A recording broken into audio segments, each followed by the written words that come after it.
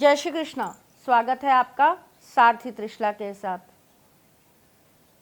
बहुत छोटी सी बात है भाई, लेकिन जीवन में बहुत चमत्कारी काम कर जाती है।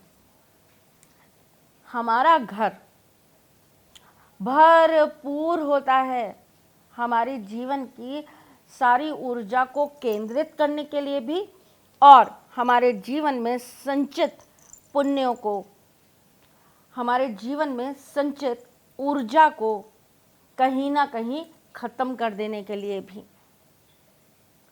बहुत बड़े बड़े लोगों को मैंने देखा है, सब कुछ अच्छा चल रहा होगा, नए घर में कुछ करा लेंगे, पुराने घर में ही कुछ ना कुछ तुड़वा फुड़वा कर कुछ नया करवाने के प्रयास में वास्तु खराब कर लेते हैं।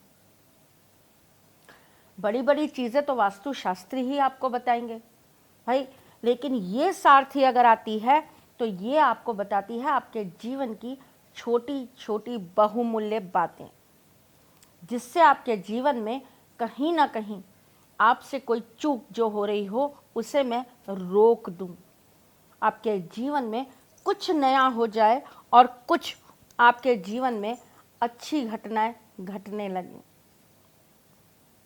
रुके हुए काम बनने लगे, जीवन की सक्सेस वापस से चलने लगे।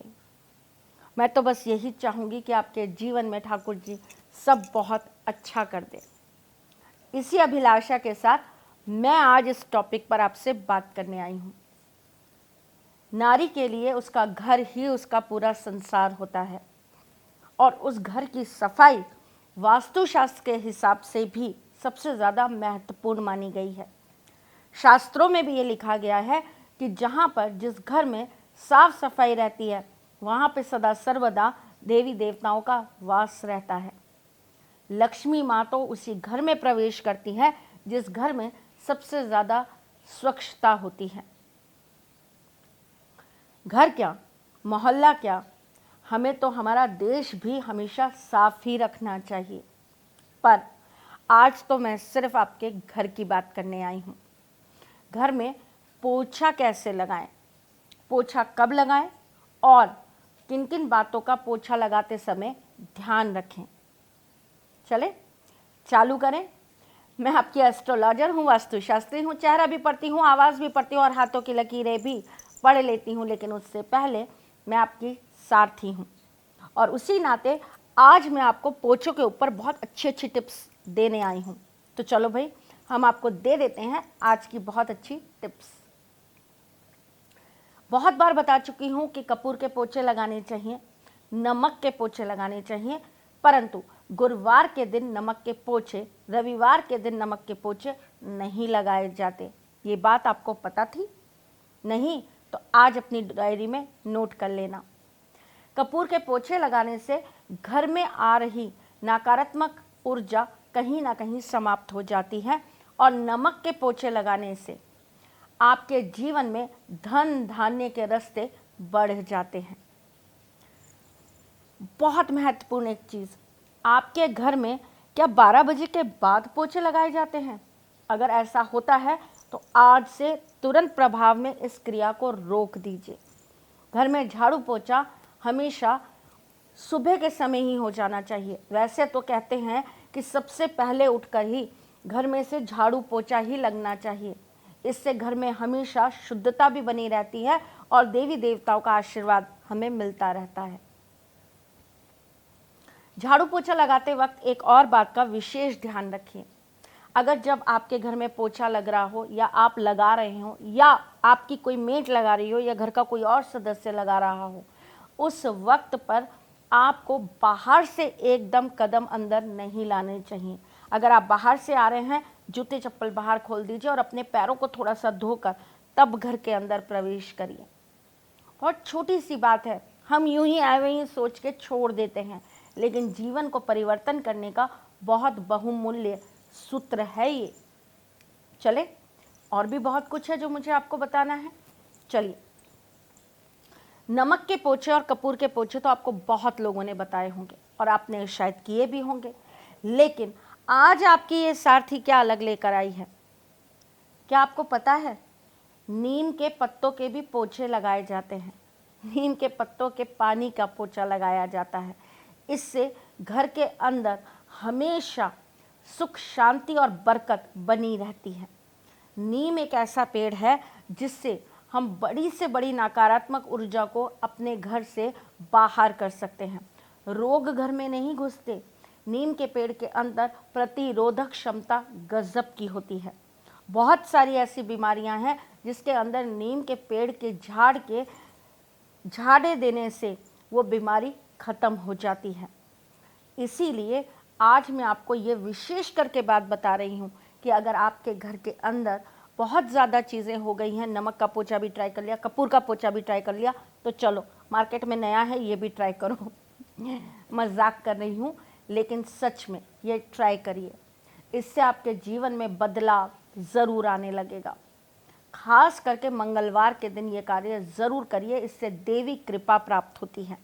क्या करना है बता देती हूँ आपको।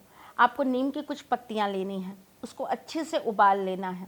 उसके बाद में उसका जो पानी है ना, वो आपको एक ग्लास में लेना है और पोछे वाली बाल्टी में मिला देना है।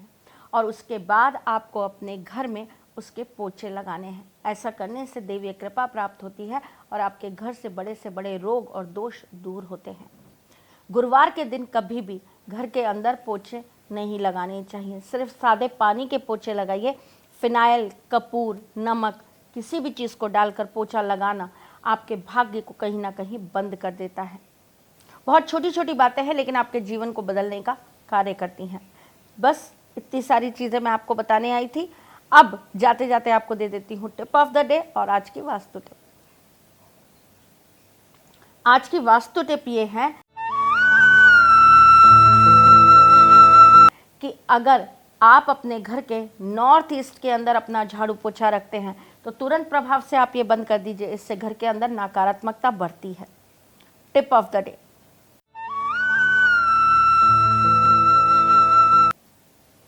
टिप ऑफ द डे ये है कि अगर आप अपने घर के अंदर कभी भी पोछा बहुत लंबे समय तक चलाते हैं, यानी कि एक ही पोछे को आप 2-2, 3-3 महीने तक यूज़ करते हैं, तो ये बंद कर दीजिए।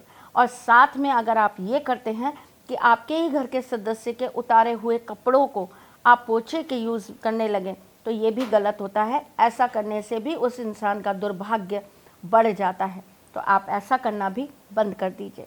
चलिए चलती हूँ, फिर आऊँगी कुछ नया, कुछ अलग, कुछ अद्भुत लेकर। तब तक के लिए मुस्कुराते रहिएगा, रिश्तों में मजबूती बना के रखिएगा, अपने साथी के साथ यूँ जुड़े रहिएगा, प्यार देते रहिएगा, प्यार लेते रहिएगा।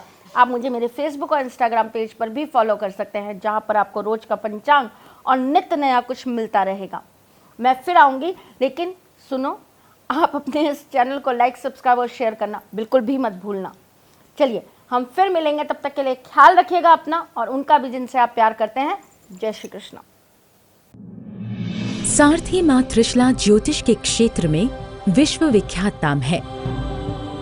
ज्योतिष शास्त्र में पीएचडी मां त्रिशला पिछले 22 वर्षों से ज्योतिष की सभी परंपरागत विधाओं के साथ साथ अनेक दुर्लभ गुण विधाओं जैसे परछाई एवं नव्स के अध्ययन से अपनी सटीक भविष्यवाणी और पूर्वानुमान के लिए विख्यात हैं।